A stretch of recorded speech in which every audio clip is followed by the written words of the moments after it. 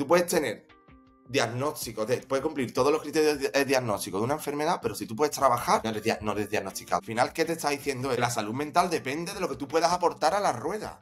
Tú, si no puedes aportar a la rueda, no estás sano. Te apartamos, el problema es tuyo, ya tienes que arreglarlo, deja de ser un problema comunitario y además te medicamos para que tú puedas volver a entrar en la rueda. Lo que nosotros, por ejemplo, pues vemos cada día en las redes sociales, todo, ¿no? En Facebook, en Instagram, esa necesidad de ser visible, de mostrarse al mundo, ¿no? Lo que ha ocurrido con la etiqueta del narcisista es una cosa que me pone bastante calentito, es que se ha utilizado el nombre de un trastorno tipificado y se usa como adjetivo.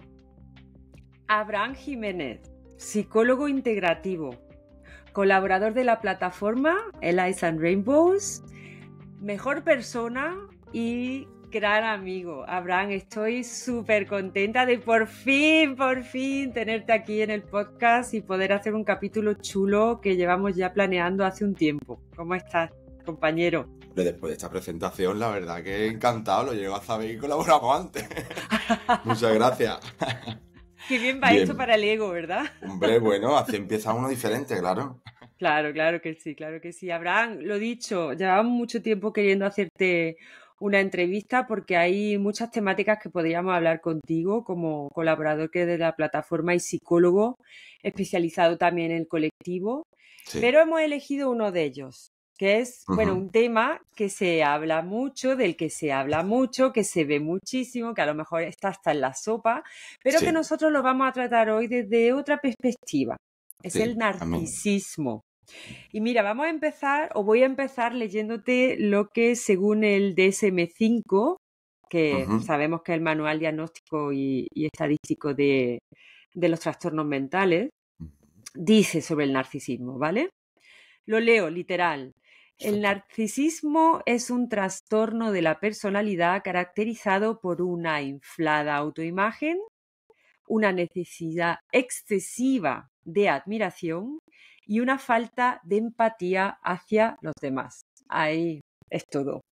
Pero yo te pregunto, Abraham, para entrar ya a saco en el tema, ¿dónde termina el amor propio y dónde empieza el narcisismo según los manuales clínicos? ¿Y quién define ese límite? A ver, el único criterio para diferenciar entre narcisismo y amor propio debería ser el propio criterio diagnóstico, ¿vale? Es decir, lo que ha ocurrido con la etiqueta del narcisista es una cosa que me pone bastante calentito, es que se ha utilizado el nombre de un trastorno tipificado y se usa como adjetivo. Entonces, en realidad, desde el contexto clínico no dice esto es amor propio, esto es narcisismo. Lo único que se hace es describir, y digo describir, una serie de conductas, ¿vale? Que se recogen bajo el nombre de narcisismo. ¿Y por qué digo describir? Porque un diagnóstico describe una serie de conductas, no las explica. ¿De acuerdo? Las explica la historia de la persona. Lo digo con un ejemplo.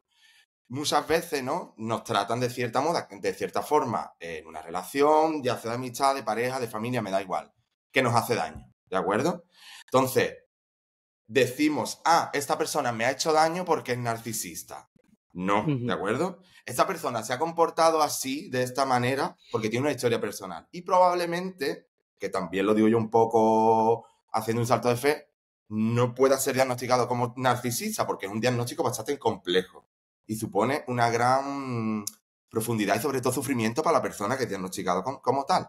Pero se ha banalizado el término y lo utilizamos como adjetivo y como insulto.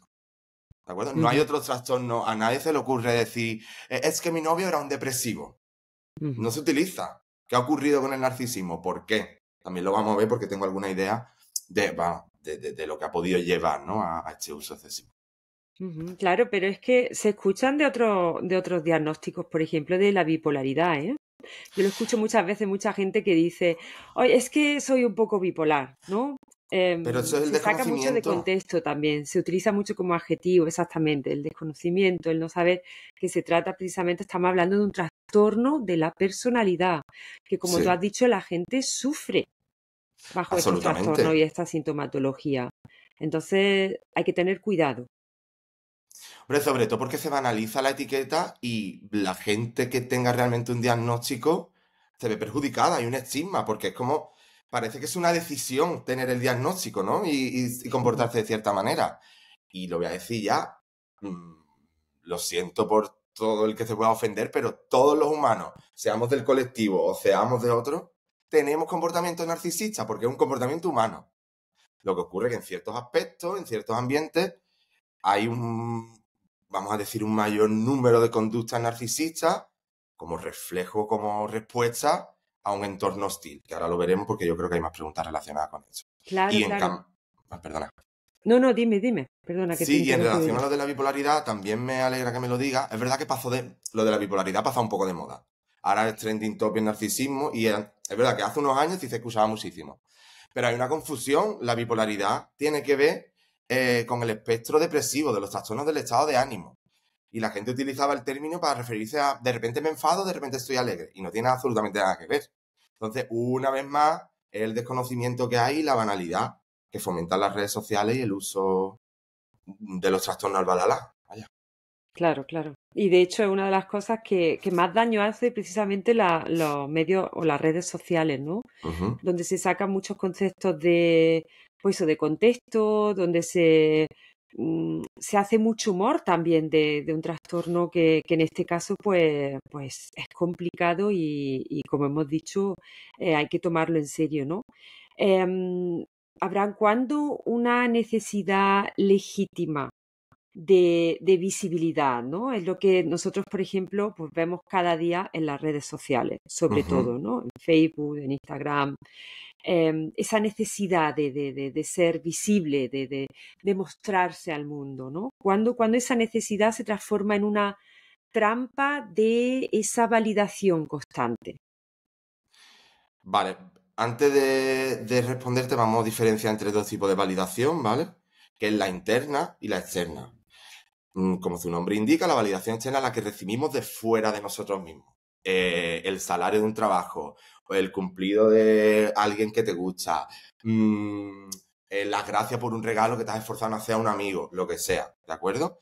Y es necesaria la validación externa, no es el demonio por sí misma. Lo que ocurre es que debemos también generar y desarrollar la validación externa, es decir, soy válido por como soy, acepto mis partes oscuras, soy suficiente, me esfuerzo bastante para conseguir lo que hago, ¿no? Como reconocerme tanto en lo positivo como en las partes oscuras, para que yo no dependa exclusivamente de la validación externa. Porque ¿qué ocurre? La validación externa no es el demonio. A todos nos gusta un caramelo y que nos diga qué guapo te ha puesto hoy para venir a la oficina, por ejemplo, ¿no?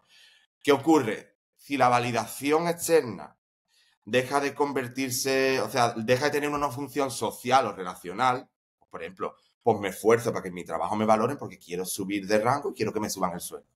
Estoy utilizando, tiene una función la validación. Pero cuando la validación se convierte en un fin mismo, es decir, el único objetivo de que me validen externamente es que me validen. Ahí empezamos a entrar en un tema, en un entorno farragoso, porque no es que sea patológico, pero sí que no es adaptativo, porque no es real y porque no siempre la vas a tener. No puedes contar con ella como sostén porque no va a estar. Claro. Pero esa validación externa, ¿te refieres que hay muchas personas a lo mejor que no hacen cierto tipo de cosas si no reciben esa validación? No, hay personas que su autoestima, su seguridad, su identidad, su pertenencia a sí mismo depende exclusivamente de lo que reciben de fuera. Ocurre mucho, ¿no? Con los personajes creados en redes, ¿no?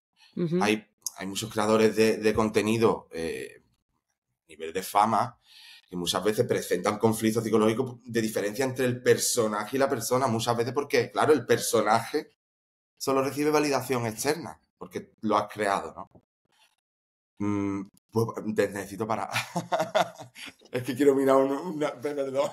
Me iba a dar algo. Además que se me había olvidado respirar, Carmen. Espera. Espérate. Ah, vale, ya está. Ya lo tengo, lo tengo.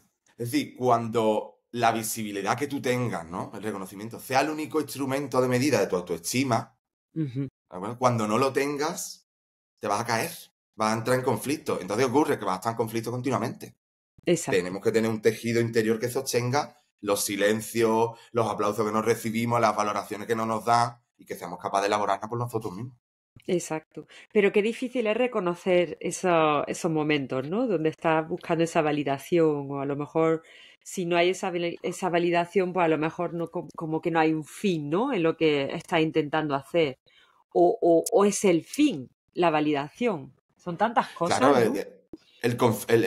el conflicto real llega cuando el fin único es la validación. La Exacto. validación externa tiene una función relacional. Que está bien que lo utilicemos como otras muchas cosas. El problema es irnos al extremo. Ujú. Aquí vamos a hablar siempre, ¿no? De hecho, en terapia, ¿no? Y se trabaja mucho de evitar la polarización. El mundo se ha polarizado fuera de nosotros. O soy de este partido o del contrario, de fútbol. Soy de tal o soy del otro. Tenemos que intentar que nuestro interior esté lo menos polarizado posible, porque si no, no podemos sobrevivir. Y la polarización no es adaptativa, porque no existe. Porque Claro, nadie es 100% una cosa o 100% de la contraria. claro. Pero yo creo Entonces, que ahí, claro. ahí juega también un papel importante el tema del rechazo, ¿no? Porque, como decía también Atla, está la necesidad de pertenecer al grupo, ¿no? Entonces, Ujú, en cuanto nos metemos en el tema del rechazo, ¿no? Cuando hablamos de trauma compartido, del ujú. rechazo, puede volverse una narrativa narcisista que impida el conflicto, ¿o no? Mm, es que no siempre lo colectivo o lo que piense un colectivo tiene por qué ser sano, ¿vale? A Ujú, veces podemos estar confundidos como colectivo. Y por supuesto que hay que asumir, ¿no? Voy a hablar del colectivo homosexual, que es el que más experiencia tengo, ¿vale? ujú, Hay una herida compartida, que es la herida de rechazo, ¿no? Pues no nos sentíamos pertenecientes a algo, teníamos que ocultar o fingir, ¿no? Rasgos de nosotros mismos para no ser rechazados y ser aceptados. Perfecto, te lo compro, ya lo sabemos. Pero refugiarse en la herida impide el crecimiento. ujú, Es decir, es como, no estoy diciendo que tu sufrimiento no fuese injusto, justo, no estoy entrando en eso, estoy diciendo qué haces con él. Está bien, pero utilizarlo como trinchera pues te va a permitir que tú mismo no crezcas, ¿no? Es como, ya no hablo de colectivo, ya hablo a nivel individual. ujú. Lo hablábamos hace poco con Andrés Escribano, con el que tuvimos también una Ujú, entrevista muy bonita, donde hablábamos precisamente de eso, del victimismo. Y decía que era importante, que era necesario, por supuesto, porque es parte de nuestra vida, de nuestra experiencia de vida y de lo que tú dices, ¿eh? De nuestro crecimiento personal, pero que es difícil o que no es bueno quedarse ahí, ¿no? Porque es lo que tú dices, quedarse en la herida no te hace crecer personalmente. Entonces ujú, imagino que eso es también un trabajo arduo, ¿no? En la terapia, el reconocerlo y el decir, vale, lo sabemos, lo valido, pero a partir de ahí vamos ujú. a desarrollarnos, vamos a crecer como personas, ¿no? Sí, por supuesto. A ver, hablo de mi manera de entender la terapia, ¿no? Hay un gran componente de la terapia que es tomar conciencia, ¿vale? Al Ujú, final, vivimos en un mundo en el que el ritmo no te permite pararte. Y a veces nosotros mismos también fomentamos no pararnos, añadiendo, ¿no? La autoexigencia, esa necesidad de validez externa a través del éxito que conseguimos, ¿no? Entonces, ¿qué ocurre?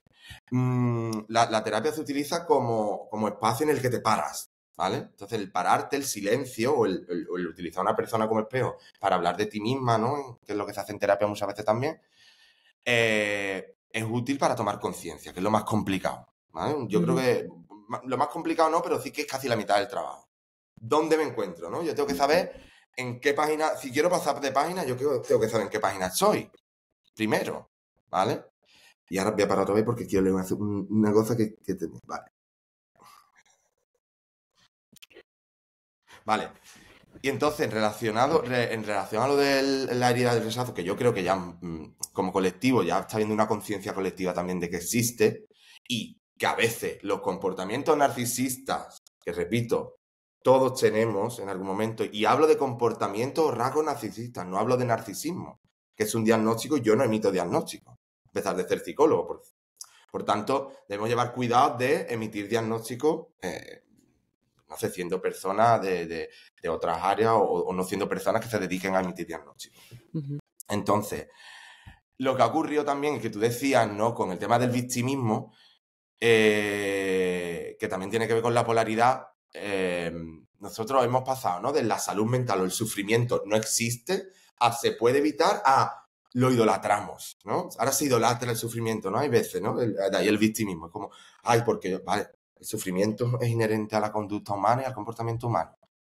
No hay ni que restarle importancia ni intentar evitarlo, pero tampoco idolatrarlo. Vamos a construir algo con las emociones que tenemos. Volvemos a la polaridad, ¿no? Sí, sí, sí, Ujú. siempre. Sí, es lo que suele ocurrir. Y habéis dicho siempre que también es polaridad, Que pero bueno. siempre también es por ahí, ya que nos ponemos. Pero bueno, hombre, ya a ti te pone, te puede poner quisquillosa hasta con lo último, vamos. Pero sin repetir los discursos patológicos o patologizantes de siempre, Ujú. ¿no? ¿Cómo reconocemos el narcisismo en nuestras propias relaciones? Porque claro, es lo que tú has comentado al principio, ¿no? El tema de, bueno, es que mi pareja es narcisista, es que yo estaba con un narcisista, ¿no? ¿Cómo podemos reconocerlos o cómo podemos reconocer ese comportamiento narcisista? En primer lugar, dejando de utilizar un criterio diagnóstico como insulto, como adjetivo. Es que es como, te lo voy a traducir a otro área de la salud. Es como si yo digo,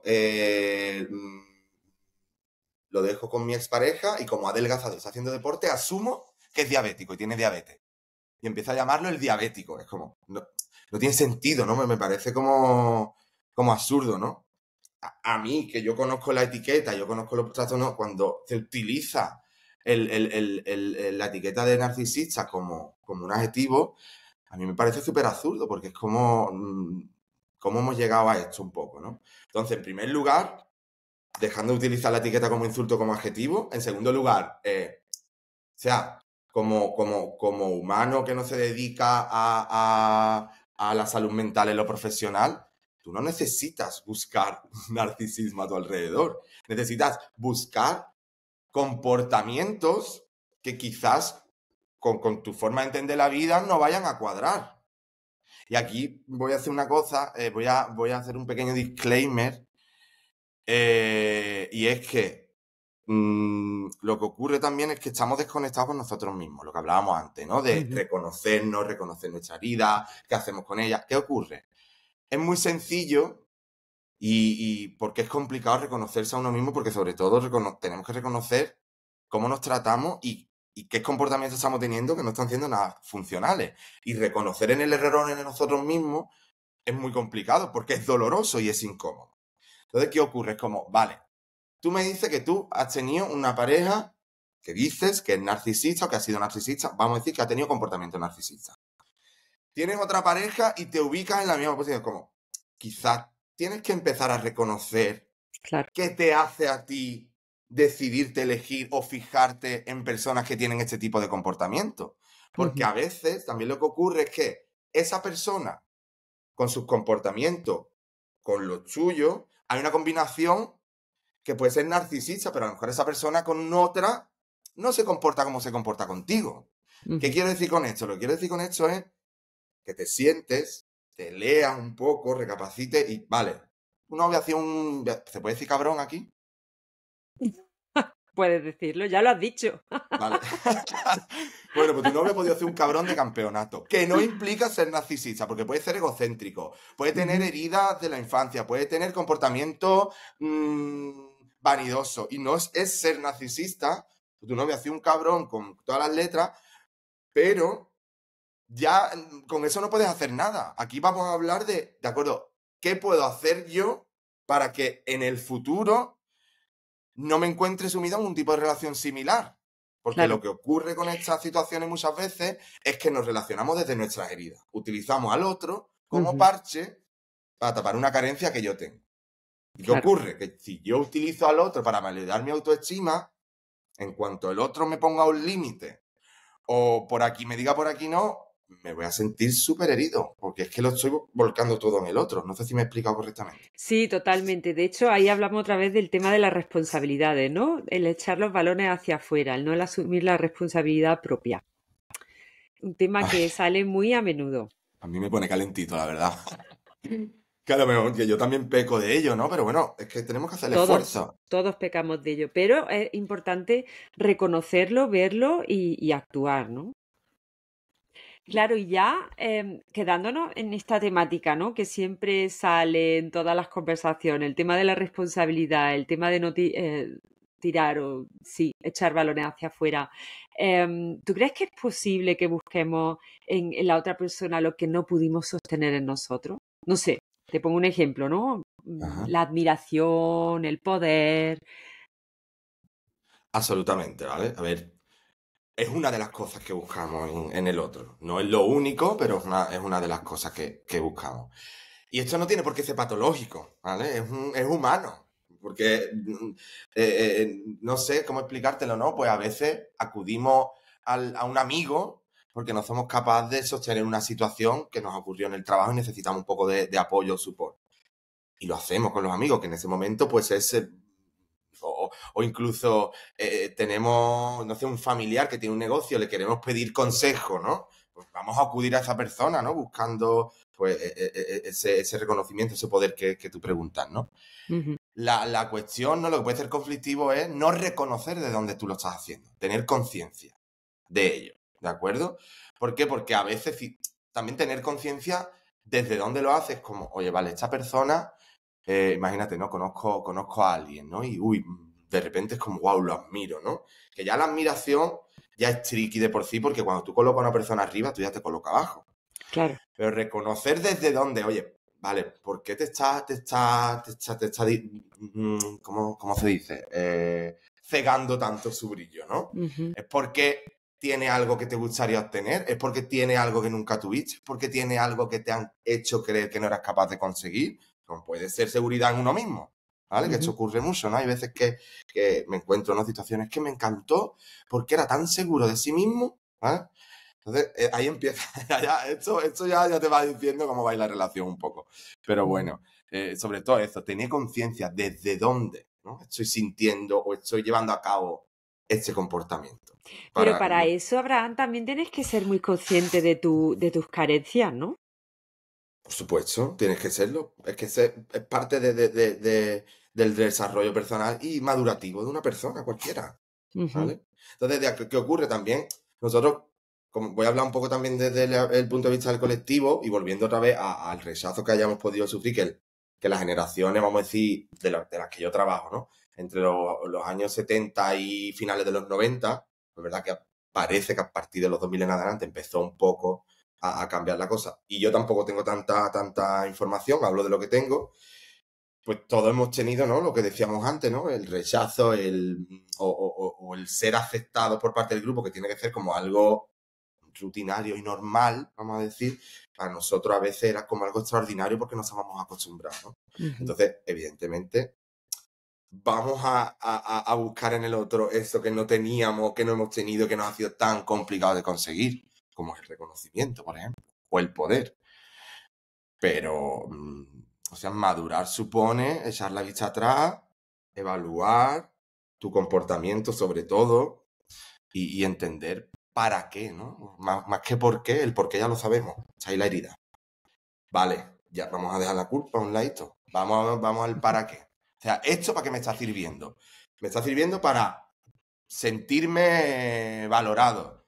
Vale, este comportamiento para sentirme valorado no me está trayendo buenas relaciones, no me está trayendo buena relación conmigo mismo. Vamos a buscar esa función con otro comportamiento. Pero primero tenemos que saber qué comportamiento es y cuál es la función que cumple. Y para ello te tienes que parar. Y no digo pararse en terapia. Yo no creo que todo el mundo tenga que ir a terapia. Ujú.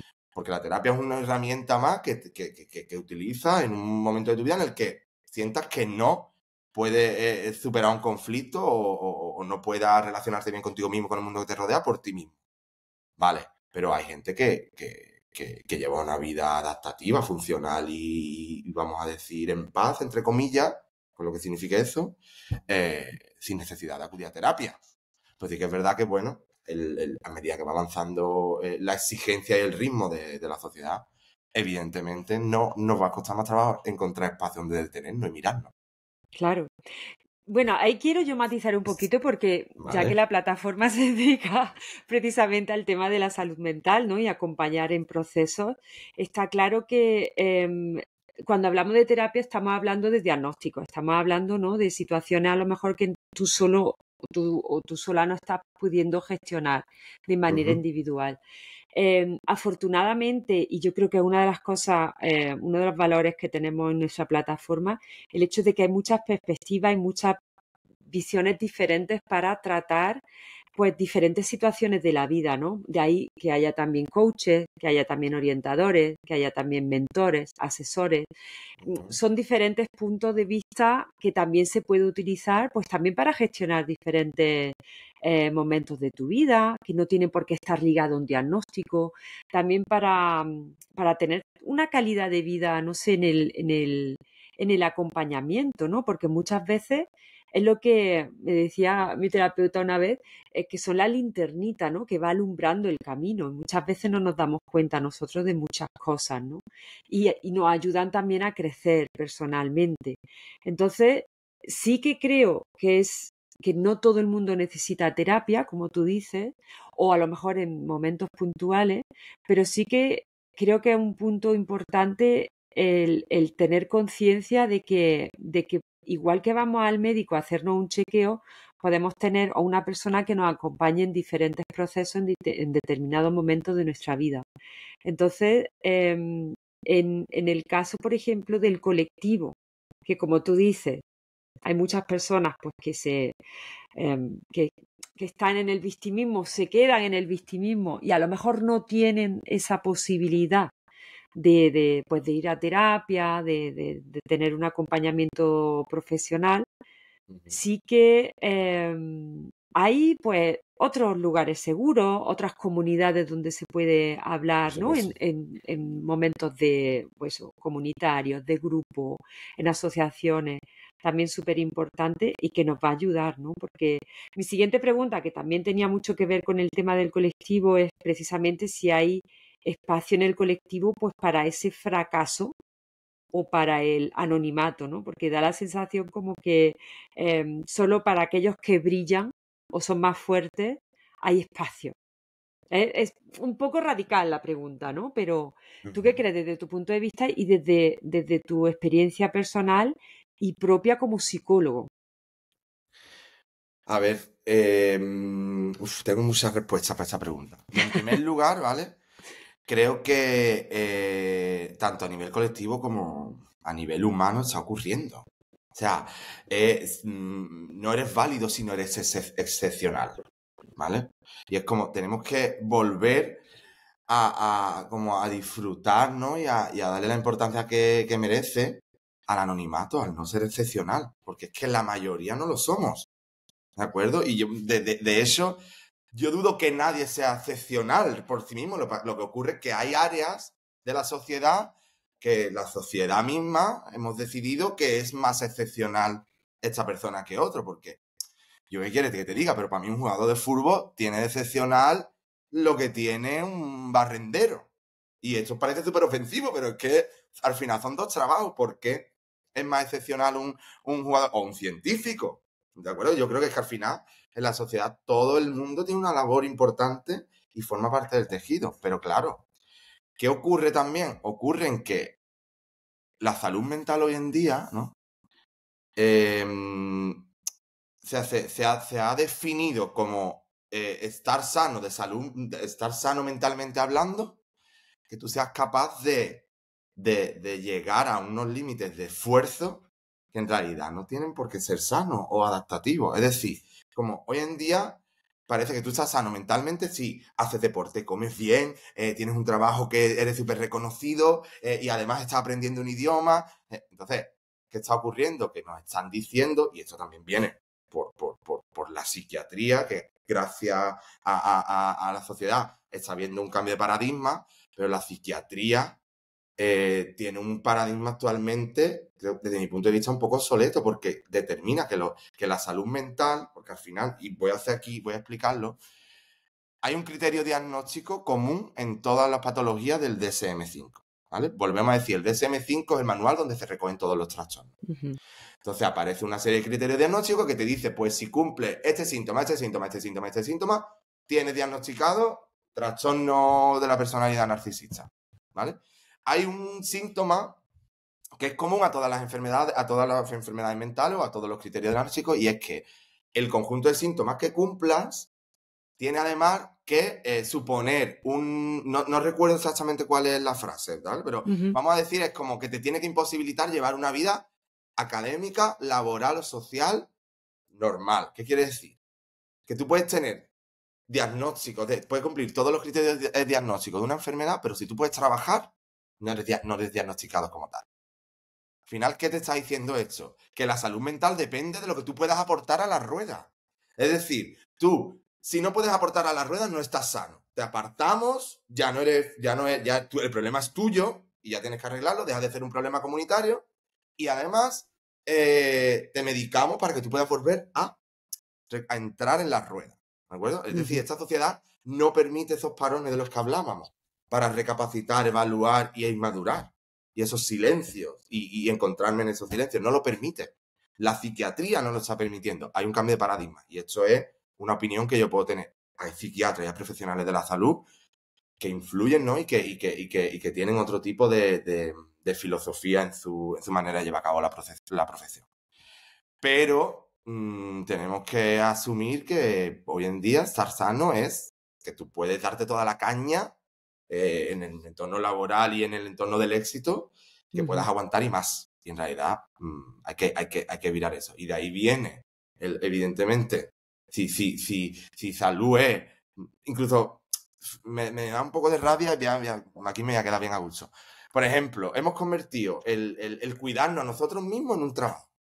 El autocuidado, de repente en redes el autocuidado es una taza de café que tiene que ser nueva, de un café extraído de las minas de Colombia de no sé dónde, el journaling cada hora, al mismo día. Lo de escribir en un diario, que es una herramienta súper poderosa, es una herramienta. Tú no tienes por qué escribir todos los días para estar cuidándote. De hecho, en terapia se habla más de encontrar el momento de escritura que buscarlo.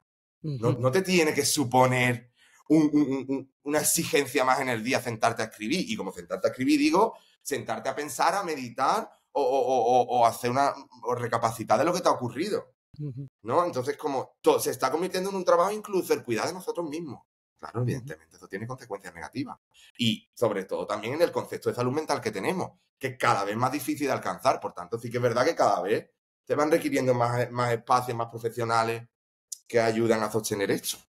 Claro. Y es lo que tú dices, ¿no? Hay mucha exigencia. Oh. Se respira la exigencia en el ambiente, así. Lo hablábamos también con Paula en otro de nuestros capítulos, el tema del no exigirse a la hora de estar en un proceso terapéutico, a la hora, ¿no? de trabajar en uno mismo. Oh, qué difícil es también eso. Pero creo que nos hemos ido un poco de la temática del narcisismo. No pasa nada porque hay Bueno, tantos temas que podríamos hablar tú y yo, por Dios, que bueno, influye, nos todo vamos esto a que hemos hablado repetir. influye. Esto es fluyendo como tiene que ser. Que estoy totalmente de acuerdo con lo que dices, ¿no? El categorizar también qué significa tener esto o aquello o sentirse de esta manera o de otra y que esté todo, ¿no?, relacionado con el funcionar, que aquí en Alemania lo Absolutamente. escuchamos muy a menudo, por cierto, con el Leistung. Pero, ¿cómo podemos...? Porque yo creo que hay muchos oyentes del podcast que estarán, pues, volviendo o están ya en su trabajo de amor propio, ¿no? Lo tienen muy presente. ¿Cómo podemos precisamente sanar una herida de amor propio sin convertirnos en personajes construidos por esos likes que comentábamos antes de las redes sociales o ese reconocimiento? A ver, en primer lugar, construir la identidad desde el interior en lugar desde la validación externa, ¿no? ¿Qué ocurre? A Lo ver, que comentábamos hablando, antes. exactamente, hablando de Exacto. personaje, ¿no? Todos tenemos un personaje que hemos creado para adaptarnos a la sociedad con nuestra moral y nuestra ética y empezamos a construirlo en la infancia y seguimos teniéndolo. Lo que hay que hacer es alinear ese personaje, ¿no? con nuestro yo real, ¿de acuerdo? Con el que tenemos. Entonces, ¿qué ocurre? Nosotros hemos aprendido, pues, es una cuestión humana, vuelvo a repetir, no es algo patológico, es una manera de adaptarnos al entorno. ¿Qué ocurre? Pues, si hemos aprendido a crear un personaje como proceso de adaptación, evidentemente la manera de relacionarnos con el exterior va a ser creando personajes. Pero tenemos que tender a la idea de crear nuestra identidad en base a lo que nos mueve por dentro, en base a reconocernos a nosotros mismos, en base a, ¿no? Volvemos al pararnos. Entonces, claro, si yo baso mi personalidad o mi identidad o incluso mi valía en los likes que recibo, hablando de redes, ¿no? Evidentemente me va a ser muy complicado sanar una herida de amor propio, porque eso no es amor propio, ¿sabes? Hay una cosa que utilizo siempre y es como, vale, que tú eres la única persona que va a estar contigo todos los minutos de tu vida. La única. Tú puedes tener una pareja de 20 años que os entendéis muy bien y vais a morir juntos, te lo compro. Puedes tener amigos de toda la vida, puedes tener familiares, hermanos, pero hay momentos en los que tú estás contigo y esos momentos son necesarios, eran esos momentos de silencio, ¿no? Entonces, si vas a ser la persona que va a estar contigo en todo momento de tu vida, te convendrá llevarte bien contigo mismo. Entonces hay que hacerse la pregunta de, ¿esto que yo estoy llevando a cabo, este comportamiento, está haciendo que yo me lleve bien conmigo mismo? ¿Me estoy tratando bien? ¿No? ¿Cómo hace que esto me hable? ¿Cómo me hablo cuando yo no tengo lo que yo quería de fuera? ¿No? Entonces, desde ahí se construye, desde mi punto de vista, te empieza a construir un poco el amor propio, tomando conciencia de cómo te tratas y de los comportamientos que estás llevando a cabo, si están funcionando para tratarte bien o para llevarte bien contigo mismo. Claro, pero no es fácil tampoco, ¿eh? Porque Hombre, normalmente se lo suelen decir los de fuera. Te suelen decir, oye, para, ¿no? O te lo digo porque a mí me pasa mucho, por ejemplo. El hecho de bueno, decir, ya no por el terapeuta, ya no por las personas que te quieren, sino por... Mira, el otro día, te voy a contar una anécdota súper curiosa, porque el otro día en el trabajo siempre tenemos una reunión de equipo, una vez a la semana, y hubo un momento que estuvimos discutiendo algo y tal, y una de las compañeras me dijo, Carmen, respira. Me quedé muerta. O sea, una chavala que estaba al lado mía, que ni siquiera me estaba dando cuenta, vamos, que estaba yo en mi papel ahí, ¿no? Defendiendo mi alegato, y esa persona me dijo en ese momento, se dio cuenta de que no estaba, como has dicho tú antes, ¿no? Necesito respirar, ni siquiera he respirado en este momento. Qué difícil es verlo nosotros, ¿no? Darnos cuenta de que nos estamos haciendo pupita muchas veces. por supuesto, vamos en piloto automático, volvemos a lo mismo, ¿no? Lo Total. que, lo que tú comentabas que te ocurría en la reunión. Hay una falta de presencia. Tú Ujú. estás pensando en todo lo que tienes que decir en lugar de cómo lo estás diciendo.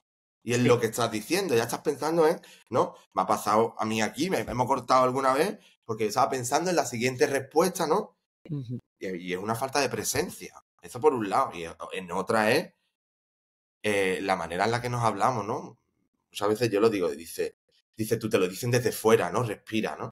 Como esa exigencia que tú tienes contigo mismo, ¿no? O cuando cometemos un error que nos machacamos, como, y viene tu mejor amiga, tu mejor amigo, a contarte la misma historia que tú estás padeciendo ahora, ¿no? El conflicto que tú estás padeciendo. ¿Se te ocurriría hablarle como a ti te habla? ¿Te ocurriría decirle a tu amigo, joder, es que qué tonto hacío, no deberías haber dicho esto? Mm. Contigo, ¿por qué lo haces? Pues esa voz no te pertenece, has aprendido a hacerlo así, de alguna manera. Pero no eres tú. También forma parte del personaje, porque el personaje tiene funciones desadaptativas también, como hemos visto. Claro, Y claro. pero hay que tomar conciencia, presencia, silencio, reflexionar. Necesitas pararte, ¿no? Eso es lo que te explicaba también antes, que sirven estos espacios, ¿no? De terapia, de coaching, de lo que quieras, ¿no? Ujú. Sirve para detenernos, ¿eh? Y mirar hacia Exacto. adentro.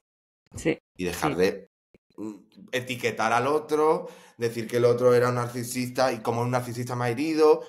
No, aquí no se trata, está bien, vale, pero ahora vamos a ver qué ha ocurrido contigo. ¿Cómo mm, jugaste tú el juego para que eso ocurriera? Porque también hay una influencia. La decisión la tomaste tú, lo elegiste. ujú, exacto. Ser consciente, no exigirse, Uf, estar presente. Ay, ay, Abraham, cuánto trabajo tenemos, ¿eh? pues sí, Y qué trabajo más bonito también. Y sí, también, fijaros, ¿verdad? qué importante es también, aquí hemos hablado de validación, hemos hablado de reconocimiento. Nosotros sí que para nuestra plataforma necesitamos esa validación externa, sobre todo en detalles tan importantes como, por ejemplo, inscribiros en en Sí. nuestro canal de YouTube, el que nos compartáis. Qué importante es todo eso, qué importante es conocer a personas y profesionales tan naturales y tan de la calle como yo lo llamo, como Abraham, que por eso y no por nada es nuestro colaborador de la plataforma. Abraham, te agradezco infinito. Yo creo que vamos a grabar un segundo capítulo hoy Bueno, mismo, si claro. tienes tiempo.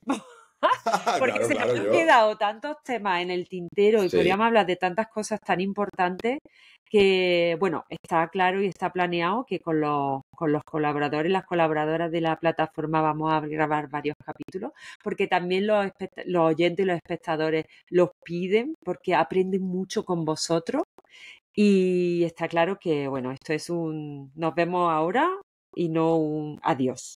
hombre, por Así supuesto. que Pero agradecida por tenerte aquí igualmente. hoy y te mando un abrazote grande para Berlín, para allí, Y para otro para arriba. ti. Tú estás más abajo, sí. Adiós, Bonico. Muchísimas gracias. Vamos, me ha encantado tener este espacio, la verdad. Sí, sí. Hasta Chao. luego. Chao, chao.